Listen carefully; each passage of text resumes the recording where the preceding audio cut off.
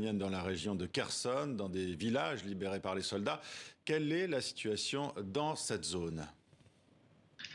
Bien, la situation dans la région de Kherson elle reste extrêmement volatile. Dans les villages où nous nous sommes rendus, impossible de circuler librement. Il faut obligatoirement être escorté par l'armée ukrainienne.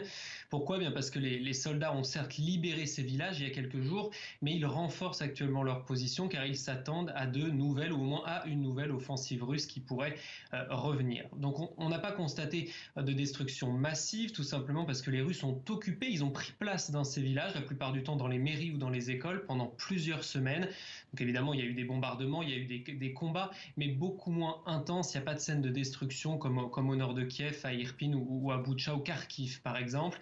Et l'armée ukrainienne les a finalement repoussés et entame là les opérations de déminage pour les jours à venir, parce que en battant en retraite, les Russes ont laissé des pièges. En tout cas, c'est ce que nous affirme l'armée ukrainienne que nous avons suivie. Anthony, dans la ville de Kherson, occupée par les Russes, de nombreux habitants décident de quitter la ville.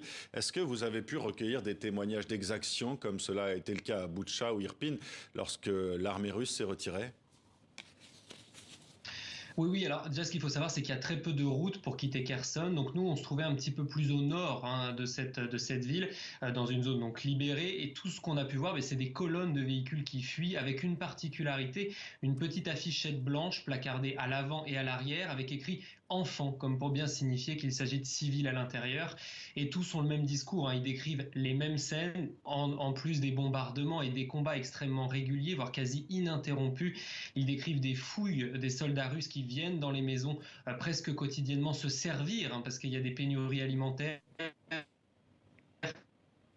approvisionnent et donc les soldats russes viennent et pillent l'intérieur des habitations, des scènes de viol et puis surtout des assassinats. On a eu dans les villages dans lesquels nous sommes passés plusieurs personnes qui ont témoigné de scènes absolument abjectes, de civils pris pour cible alors qu'ils étaient simplement bien présents dans la rue.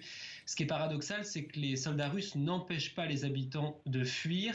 Le principal problème, c'est de trouver de l'essence pour pouvoir quitter la ville et de trouver de l'argent, car plus aucun distributeur ne marche. Et les routes sont longues et donc sans essence, impossible de quitter Kherson et sa région.